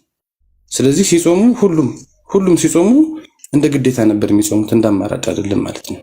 የገና ጾም ራሱ ሌተር ዲቨሎፕመንት ቢሆንም የክርስቶስን ዳግመኛ መምጣትና እንደገና ደግሞ በሚስጥረ ስጋዊ ያልነሳውን ያልተገናዘበውን አላደነውም ብለን እንደምንል እሱን የኛን የማዳኑን ነገር ከሚስጥረ ስጋዊ መጀመሩንና ድጋሚ ደግሞ ልክ በገና ጊዜ እንደመጣልን ድጋሚ እንደሚመጣ የምናስብበት ነው። ያ ማለት ህይወታችንን በንስሐ ከቃሉ ጋር የምናርምበት ቤተክርስቲያን ሲስተማቲክሊ ምንድነው ፎርሜሽን ነው፣ ህንጸት ነው።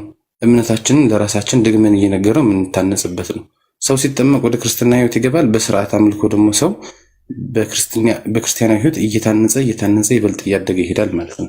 አሁን እነዚህ ሁሉንም አባቶች ብንጠይቃቸው ይህንን ሐዋርያዊ ትምህርትን ተጠቅመው እንደነ ሲራክ ያሉ መጽሐፍትን ተጠቅመው ለኃጢአት ስርየትና የኃጢአትን ዕዳ ለመሸፈን እንደሆነ ነው የሚያስተምሩት። ስለዚህ ይሄ ከቤተ ክርስቲያን በትልቅ ኃጢአት የወጡትን ሰዎች የሚቀበሉበት ልክ እንደ ምንፍቅና ምናምን ገጥሟቸው ወይም እንደ ትልልቅ ኃጢአት እንደ ዝሙት ምናምን ያሉ ወደ እምነቱ የሚመለሱበት፣ ከዛ ውጭ ደግሞ ወደ እምነቱ ድጋሚ የገቡበት ደግሞ ወደ እምነቱ የሚቀበሉበት መንገድ ነበረ። ይሄ አማራጭ የለውም። ምክንያቱም ጌታ ኢየሱስ በወንጌል ምን ብሎ ነው ያለው? ሙሽራው በሚሄድበት ጊዜ ሚዜዎቹ ይጾማሉ አለ። ሙሽራው ሄዷል። በእርግጥ በሚስጥራት ካልሆነ በስተቀር በእምነትና በመንፈስ ካልሆነ በስተቀር እኛ ጋር የለም። ክርስቶስ ደግሞ ዳግመኛ እንደሚመጣ የሚያምን በሙሉ በሚያምንበት በዛው ባለው በቤተ ክርስቲያን ምን ያደረገ ነው የሚቀጥለው? የክርስቶስን ዳግመኛ መምጣት እየናፈቀ ይኖራል ማለት ነው። ለዚህ ደግሞ ይሄ ለቤተ ክርስቲያን የምርጫ ህይወታም አይደለም ግዴታዋ ነው ማለት ነው።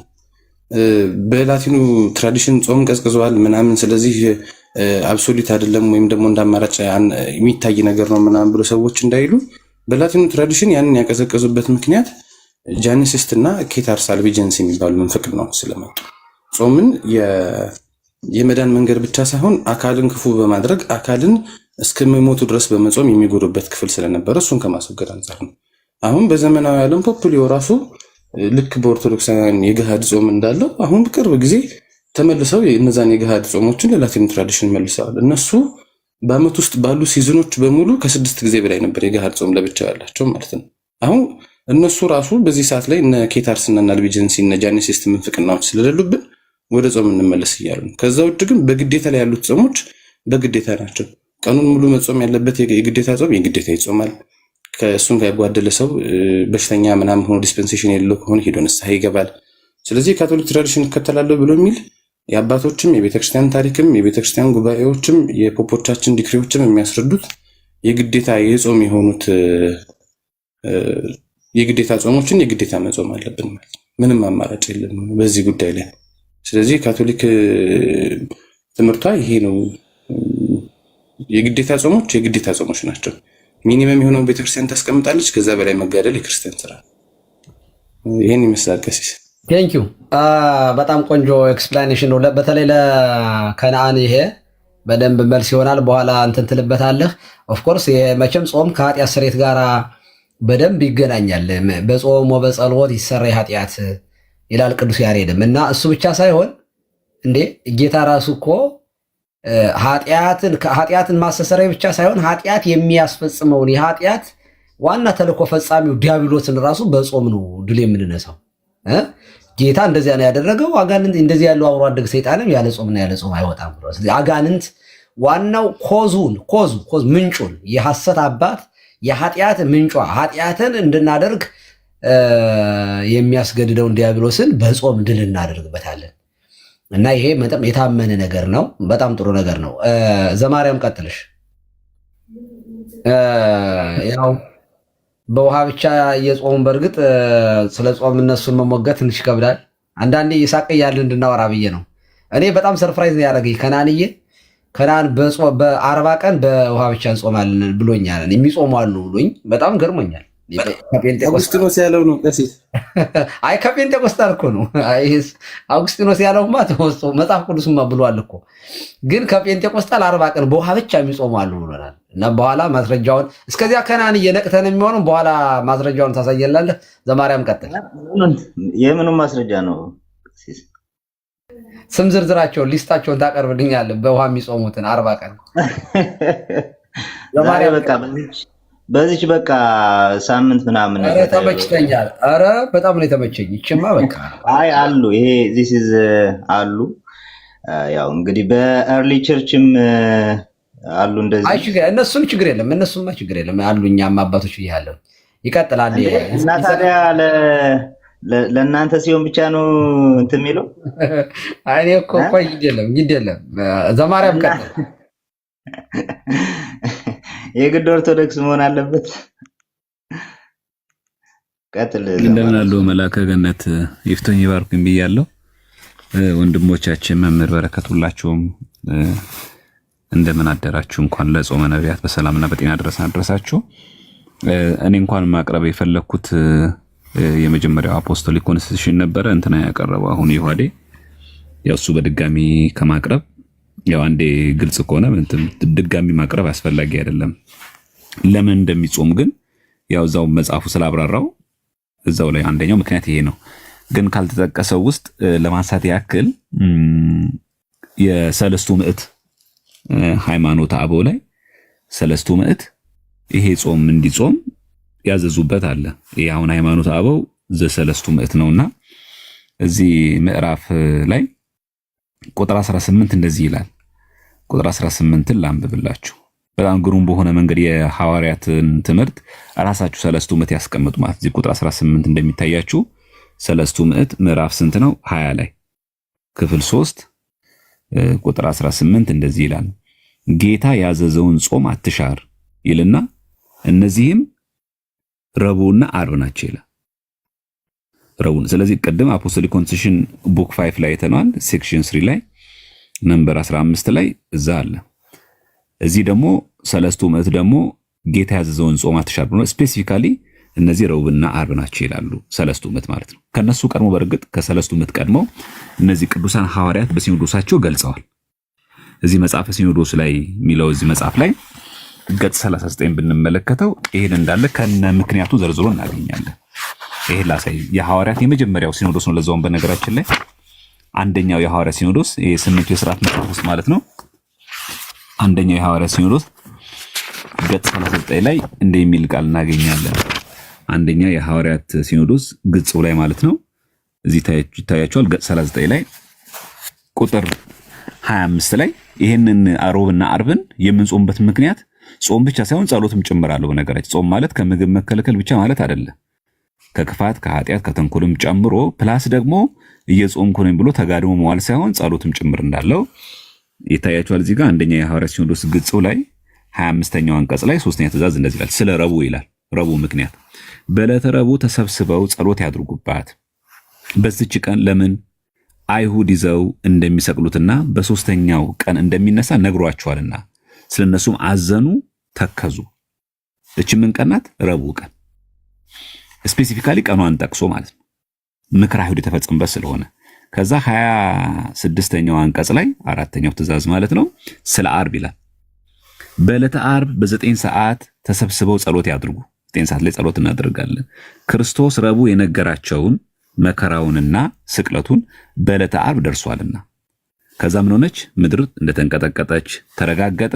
በዚህች ዕለት ፀሐይ ጨለመ ይላል። ስለዚህ ረቡዕና ዓርብ ጾም አለው ጸሎት አለው ማለት ነው እንጂ ልክ እንደሌሎቹ የምግብ አድማ አይደለም። ወይ ደግሞ ስጋን ጎርቶ ስጋ የኃጢአት ሁሉ ምንጭ ነው በሚሉ መናፍቃን አሉ።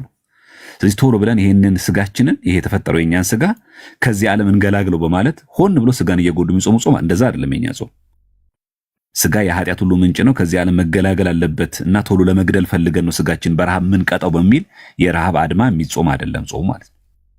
ስለዚህ የሐዋርያት ሲኖዶስ የመጀመሪያው ላይ አንደኛው የሐዋርያት ሲኖዶስ ላይ አለ አንድ። እዚህ ጋር ደግሞ የሃይማኖት አበው ላይ ደግሞ ስፔሲፊካሊ ስሙን ጠቅሶ ረቡዕና ዓርብን ብሎ ተጽፎ እናገኛለን።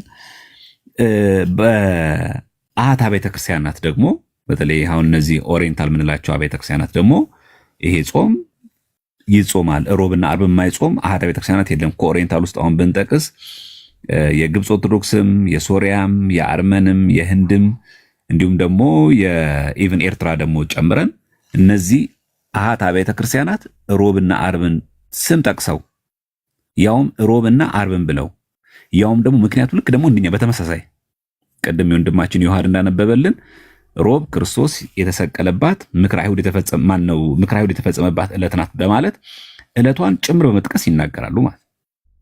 ስለዚህ በእኛ ዘንድ ብቻ ያለ ተደርጎ መወሰድ የለበትም። አሃታ ቤተክርስቲያናት ኦሪየንታል አለ። እኛ ብቻ አለ ኦሪየንታል ብቻ አለን በነገራችን መለካያን ጭምር። አሁን የአርመን ኦርቶዶክስ ቤተክርስቲያን ዌብሳይት ነው የዩኬ እና የአየርላንድ ሀገረ ስብከት ማለት ነው።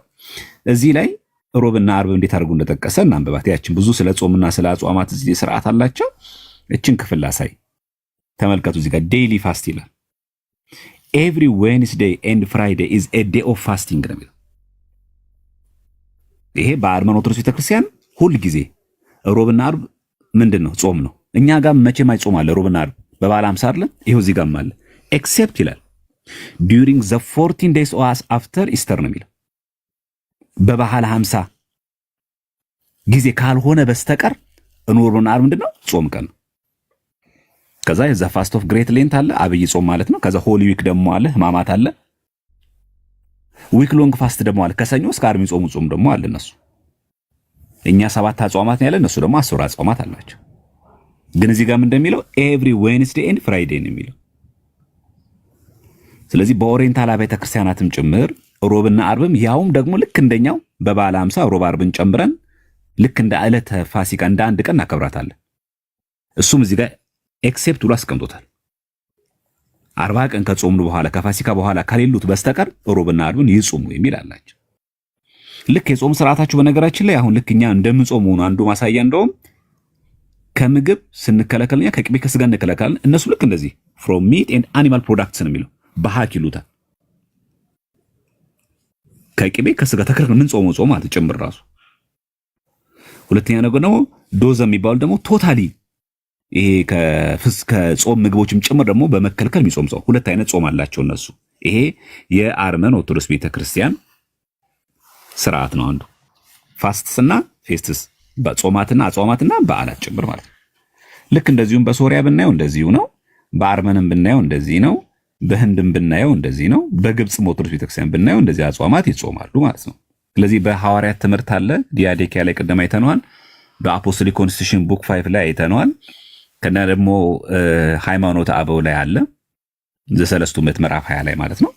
ከነገና ደግሞ መጨረሻ ላይ ደግሞ እዚህኛው መጽሐፍ ላይ ደግሞ ገጽ 39 ላይ ለምን እንደሚጾም ምክረ አይሁድ የተፈጸመበት ሮብ ቀን እንደሆነ አርብ ቀን ደግሞ ጌታችን ተሰቀለበት መሆኑ ያሳያል። እኔ እንደው እንኳን የገባሁት ይሄን ለመተንተን ሳይሆን ቅድም ባለው እንኳን መሰረት ቢሆን ከነአን ሮብና አርብን ጾሙ የሚለውን እሱ ይጾመዋል ወይ ልክ በዲያዴኪያ መሰረት ግድ የለም ቀኑ ምንም ይሁን ከነአን ይጾመዋል ወይ ሮብና አርብን በዚህ በአፖስቶሊክ ኮንስቲቱሽን መሰረት? እሱማ እኮ እኔ የምጾመው በከንት ነው ብሎናል። ከጣፋጭ ነገር ነው የምጾመው ብሏል። ዶሮ ወጥ ይበላል፣ ቀይ ወጥ ይበላል። አስተካክለውንም እሷን ብቻ ይለዩአተው። ቀይ ወጥ ይበላል። እንደዛ ከሆነ እኮ እንደዚህ ማለት ነው። እርሶ ከስጋ ብቻ ነው የሚጾሙ ማለት እኮ ነው። ጧት ተነስተው ይበላሉ ማለት ነው። አይ በከናኒ ብላል ኦሬዲ ሪከርድ ተደርጓል። እንዴት ያልኩትን አሁንም ልድገምልዎት። ቆይ ለስንተኛ ጊዜ? ለስምንተኛ ጊዜ ይሆናል። ዛሬ እኔ ላይ ሙድ ለመያዝ በቃ ቆርጠው ተነስተዋል። እንዴ ሰርፕራይዝ ነው ያረከኝ እኮ ከናን። ቃልዮት ያሰማል ዘማርያም ቃልዮት ያሰማል። እሺ አይ እኔ ያልኩት ቅድም አሁንም ልድገምላችሁ ድንገት ላልመጣችሁ። ቆይ አንዴ አማን ጋር ታወራለህ። ምናልባት አማን ያላስቀድመውና ከዚያ ወደ አንተ እመጣለሁ። ቃልዮት ያሰማል ዘማርያም ይገርስተልን። አማን ብዙ ቆይቷል። በእርግጥ ኮኔክሽኑ ያስቸግራል። የአማን ቀይ ያሳየኛልና እስኪ አሁን ጥሩ ነው መሰለኝ። አዎ ቀይሩ ያለው አሁን ይሰማል። አዎ ይሰማል አማን። እሺ ሁላችንም ሰላም ብያለሁ። ላይ ያላችሁ ከቀሲስ ጀምሮ እስከታች ያላችሁና ውይይቱ በጣም ደስ ይላል። ጥቂት የታዘብኩትን ነገሮች ላስቀምጥ። የመጀመሪያው ኦፍ ኮርስ ምንድነው የመጀመሪያው ቤተክርስቲያን ወይ ደግሞ አፖስቶሊክ ቸርች ሁለት የያዘቻቸው ነገሮች አሉ። የመጀመሪያው የመጽሐፍ ቅዱስን ትምህርት ነው። ሁለተኛው ደግሞ በሐዋርያት በቅብብሎሽ የመጣው ትራዲሽንን የያዘችው ቤተክርስቲያን ናት ማለት ነው። ስለዚህ ቅድም ሲነበብም የነበረው ዲዳኬ ላይ የዲዳኬን ትምህርት የያዘች ቤተክርስቲያን በቃ እሷ የመጀመሪያው ቤተክርስቲያን እንደሆነች ማረጋገጥ እንችላለን በቀላሉ። የቤተክርስቲያን አባቶችም እዚህ ክፍል ላይ ጽፈዋል። እነ ጠርጡለስ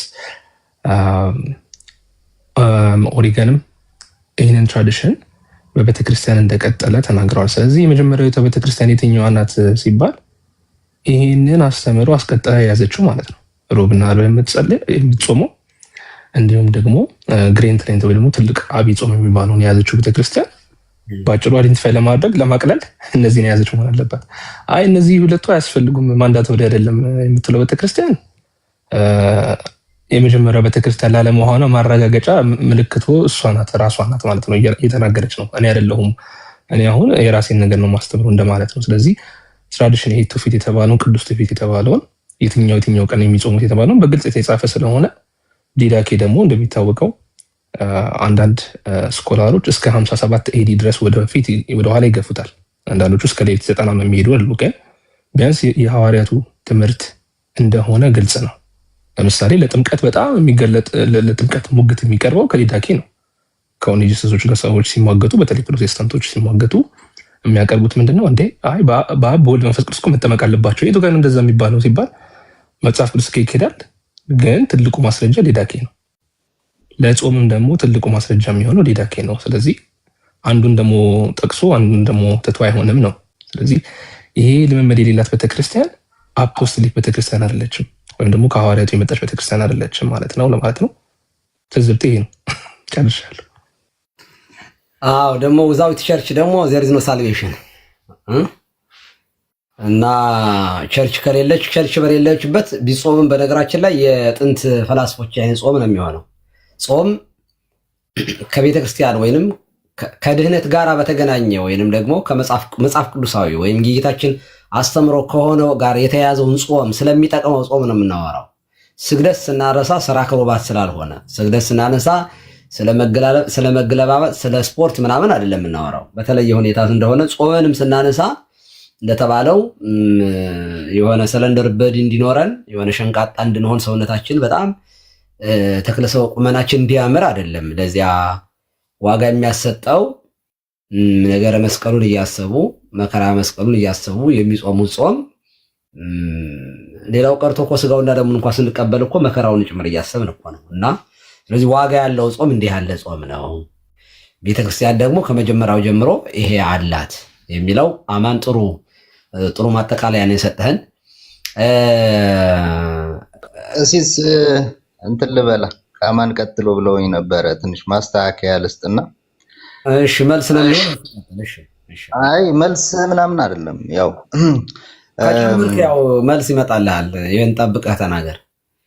አረ ችግር የለውም፣ እኔ ችግር የለውም። እንትን እኮ ይሄ የምንወያየው የምናወራው እኮ ለመግባባት እንጂ ግን እውነት ለመናገር አንድ አማን ከመናገር በፊት ርዕሴ የነበረው ጴንጤዎች መቼ ነው የምትጾሙት ነበረ ርዕሴ እና ከዚያ አንተ መጣህ እንጾማለን አልከኝ። ኦኬ መቼ ነው የምትጾሙት ስለነበረ አብይ ጾምን እንጾማለን አልከኝ። አብይ ጾምን ደግሞ ያው በውሃ ብቻም የሚጾሙ እንዳሉ ነገርከኝ። ዊዛውት ፉድ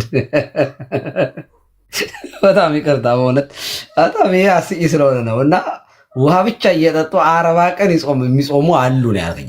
እኔ አላልከኝም፣ አሉ በጣም ብዙ ነው ያልከኝ።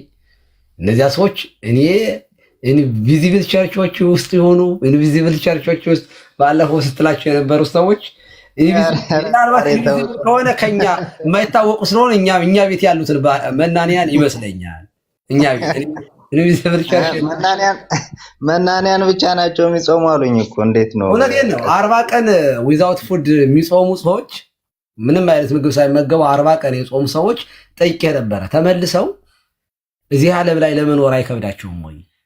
ምክንያቱም 40 ቀን ሙሉ ያለ እንጀራ ልብ አድርግ። ቀላል 3 ቀን አይደለም ያልከው 3 ቀን እኛም ያው በእንትን በአክፍሎት ሐሙስ፣ ዓርብ፣ ቅዳሜ የሚጾሙ ሰዎች አሉና ይሄ ፕራክቲስ አለ በቤተክርስቲያን ውስጥ እኛ ጋር አለ። በነገራችን ላይ መናንያን ይጾማሉ፣ ሳምንት የሚጾሙ እንዳሉ እናውቃለን። በአይኔ ራሴ ማቃቸው በገጠር ውስጥ ማቃቸው አባቶች አሉ።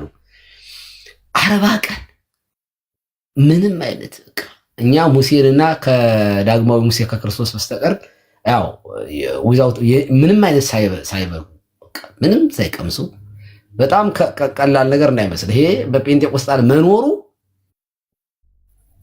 በጣም በጣም ገራሚ ነው። ስለዚህ ትራዲሽናችን ከካቶሊክ ነው የመጣው ስላልከኝ ትራዲሽኑ ከየት ነው ማለት በትውፊት ነው ያገኘነው አልከኝ። ኦኬ ትውፊቱን ከየት ነው ያገኘው? ትውፊት ከሰለስቱ ምዕት አልከኝ፣ እንትን ከጉባኤ ኒቃያ አልከኝ። ጉባኤ ኒቃያ ደግሞ ጃምፕ ተደርጎ ትውፊት ዘሎ 1000 ምናምን 16ኛው መቶ ክፍለ ዘመን አይሄድም። ትውፊት ቅብብሎሽ ነው። እንደ ቅብብሎሽ አንተ ትሰጣለህ ለልጅ ልጅ ለዚያ ይሰጣል እያለ የሚመጣ ስለሆነ ከየትኛው ነው ስል ከካቶሊክ ነው አልከን። ያው ካቶሊካውያን መተዋረረ በፍጹም አሉ። ያው ስለዚህ እስካሁን አላሳየህንም፣ እውነት ለመናገር አላገኘናትም። ጴንጤዎቹ የሚጾሙትን ጾም እስካሁን አላገኘነውም አድራሻውን። ኢቭን ነገን አሁን ኖ ጴንጤዎች አይጾሙም ቢባል ኖ ይጾማሉ፣ በዚህ ቀን ይህን ያህል ሰዓት በዚህ ምክንያት ይጾማሉ ብዬ አሁን ማውራት አልችልም ሲሪየስሊ። ስለዚህ ይህንን አጥርተህ እንድትሄድ ነው በዚህ አጋጣሚ እንደው ትንሽ እንዳነበበ ሰው እንድናወራ እኔ ሀሳቡን ተረድቻለሁ፣ ግን የግድ ሰው ማወቅ አለበት የሚለው ትክክል አይመስለኝም። እንትን ለማለት አይ ለኛ እኮ ለትምህርት እንዲሆነን ነው። ለትምህርትማ እንዲሆነን ነው እንዴ። እኔ አሁን ሳስተምር እኮ አውቄ ማስተማር አለብኝ እኮ። አሁን እንትን እንዳንተላለፍ እኮ ነው። ኦኬ እንዳንተላለፍ ነው። እና ደግሞ ያው ልቀጥል ካልኩ ያልከኝ በጣም ብዙ ነገሮች አውራሃል። ቀጥል እስቲ። ቀሲስ ብዙ ጊዜ ደግሞ እንደው ከነአንም እንዲጨምርበት ብዙ ጊዜ ትራዲሽናል የሆኑ አርጊመንቶች ነበሩ በፕሮቴስታንት። አንደኛ እነዚህን አጽዋማት በመጽሐፍ ቅዱስ በዚህ ቀን ጾሙ ተብሎ ስላልታዘዘ እኛ ደግሞ መጽሐፍ ቅዱስ ብቻ ስለሆን አንጾምም የሚሉ ሰዎች ነበሩ። ያንን አርጊውመንት አሁን አንተ ራሱ አትቀበለውም ማለት ነው። እንጾማለን ማለት ኦልሬዲ አክሴፕትድ ነው። እንደዚህ አይነት የነበረው ክስ ትክክል አልነበረም የሚል አንድምታ ነው ያየሁት እኔ። ምክንያቱም ጾሞልኛል ምናምን ሁለተኛ ደግሞ በጣም ቆይ አንዴ ቀና ለአንተ ነው የምንሰጠው፣ አንተ ነው የምታብራራው። ሁለተኛ ደግሞ ምን የሚባል ነገር ነበረ? ክርስቶስ ጾሞልናል የሚል ነገር ነበረ እና እኛ ይህንን የምንረዳው ኦኬ የፕሮቴስታንት ቴዎሎጂ ሰብስቲቱሽነሪ ስለሆነ ክርስቶስ እኛን ተክቷል የሚል ስለሆነ ቴዎሎጂያቸው እንደዛ ስለሚወስድ ብለን ነው። የኛ ቴዎሎጂ ፓርቲሲፓቶሪ ነው። እንደምታውቀው ከክርስቶስ ጋር አብረን እንቀበላለን። ክርስቶስን ፓርቲሲፔት እናደርገዋለን። በመከራውም፣ በሰፈሪንጉም፣ በሞቱም፣ በትንሳኤውም ፓርቲሲፔሽን ነው። የፕሮቴስታንት ቴዎሎጂ ደግሞ ወደ ሰብስቲቱሽን ስለሚሄድ እሱ ለእኛ ስላደረገልን እኛ ኦልሬዲ እንደዛ የሚል አይነት ቴንደንሲ ስላለው አሁን አንተ ፓርቲሲፓተሪ የሆነውን ቴዎሎጂ ትደግፋለህ ማለት ነው። ክርስቶስን በመከራው ኢሚቴት ማድረግ ፓርቲሲፔት ማድረግ ይህን ከፕሮቴስታንት ቴዎሎጂ አንጻርስ እንዴት ታየዋለህ? ኦኬ ያ አይ መጀመሪያ የቀሲስን አድሬስ ላድርገውና ቀሲስ ደጋግሞ እንትን እያሉኝ ስለሆነ ሚስ ሪፕሬዘንት እያደረጉኝ ስለሆነ ሌላ ጊዜም እንትን እንዳይሉኝ ነው። ቀሲስ በጣም ነው እየገረመኝ የነበረው እንትን ሲሉኝ ሙድ ሲይዙብኝ ዛሬ በቃ የሳቸው እንትነኛ ያለው ስለሚወዱኝ ነው ነገሩ፣ በእንትን አይደለም። በነገራችን ላይ ይደውሉልኛል፣ ይጠይቁኛል፣ ተው ተመለስ ይሉኛል እየደወሉና ስለሚወዱኝ ነው ይሄንን እንትን የሚሉት።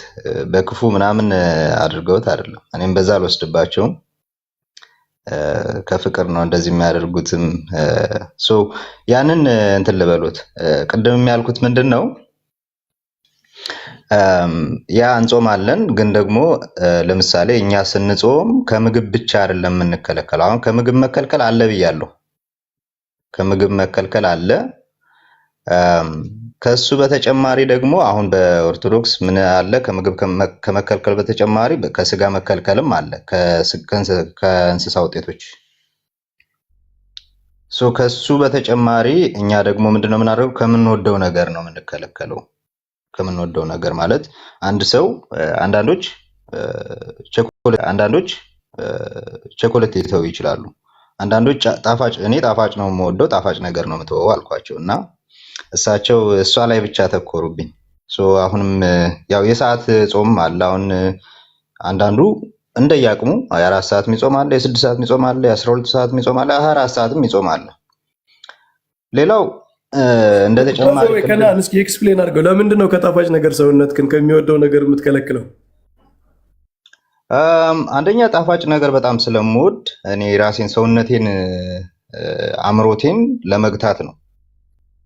አምሮቴን ለምንድን ነው ለጌታ ብዬ ራሴን ከምወደው ነገር ለመከልከል ነው። ሁለተኛ ደግሞ ምንድነው ቴዎሎጂካል ስክሪፕቸራል ቤዝህ ሰውነታችሁ የሚወደውን ነገር ከልክሉት የሚል ከፕሮቴስታንት አስተምሮ አንጻር ምንድነው መነሻ? ኦኬ መነሻ ምንድነው? አሁንም እንዳልኩት ጌታን ማስቀደም ነው። ሆድም ለጌታ ነው፣ የሚበላም ለጌታ ነው፣ ሆድም ለጌታ ነው የሚለውን ቃል ነው። በቃ ለጌታ ነው ሁሉም ነገር። የኔን ጥቅሜንም ለጌታ ነው የምተወው ነው። ጥቅሜ የምለውን ነገርም ቆይ በነገራችን ላይ ልገባ ነው እዚህ ላይ እንዴ። ጌታ ማለት ያንተ ጥቅም በመቅረቱ ጌታ ምን ይጎዳል? ራሴን ለጌታ ማስገዛት ነው፣ ሰብሚሽን ነው እንጂ ጌታን ልጠቅም ነው ማለት ሳይሆን ሰብሚሽን እኮ ራስህን የምታስገዛው ኦኬ፣ ስጋዊ ወይንም ደግሞ ከመንፈስ ውጭ የሆነውን ነገር መስራት እንዳትሰራ ራስክን ለመጠበቅ ጭምር ነው አይደል? ከኃጢአት ለመጠበቅ ነው አይደል? ከኃጢአትም ራሴን እጠብቃለሁ። ኦፍ ኮርስ ያ ለጌታ ብዬ ነው ስላልክ ነው። አሁን ለጌታ ማለት ጌታን እጠቅመዋለሁ ማለት አይደለም። አሁን እርስዎ ሲጾሙ ምንድን ነው ጌታ ስላዘዞት ነው። ራስዎን ደግሞ ሰብሚሽን ነው፣ ለጌታ ማስገዛትዎትን ለማሳየት ነው አይደል የሚጾሙ። ከጌታ ሰፈሪንግ ፓርቲሲፔት ለማድረግ ነው። ኖ ፓርቲሲፔት ለማድረግ አይደለም። እንደዛም እንትን ማለት ይቻላል፣ ግን ፓርቲሲፔት ስናደርግ እኛ የምናየው ሳንቲፊኬሽን አንጻር ነው እኮ። ግን ፓርቲሲፔት እያደረክ ነው ስትጾም ከክርስቶስ መከራ ያስ እንደዛም ኤክስፕሌን የሚያደርጉት አሉ። በዛ መልኩ እንደውም ዲያቆን ዘማርያም የጠየቀውም ጥያቄ አለ። በጾም ጊዜ ለጌታ ብለህ ብትበላስ? ለጌታ ብለህ እንዴ ጌታን ለማክበር ብዬ ለምሳሌ አንድ ሰው ለማገልገል ሊወጣ ሲል ደክሞ ከሆነ ለጌታ ብሎ ጌታን ለማገልገል ብሎ ሊበላ ይችላል፣ ጉልበት ለማግኘት እንደዛም ማለት ይቻላል። ግን ደግሞ በዛ ማለት አይደለም። ጌታን ለማገልገል አቅም ለማግኘት ለጌታ ለአገልግሎት ብሎ ቢበላ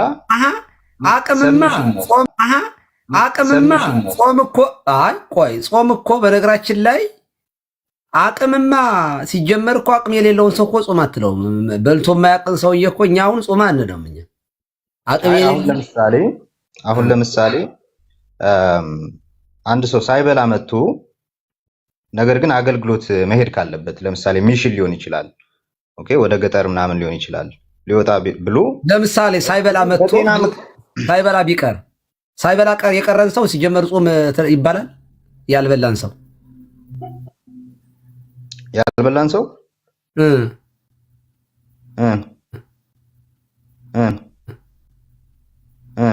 የተራበን ሰው እኮ ጾም አትለውም።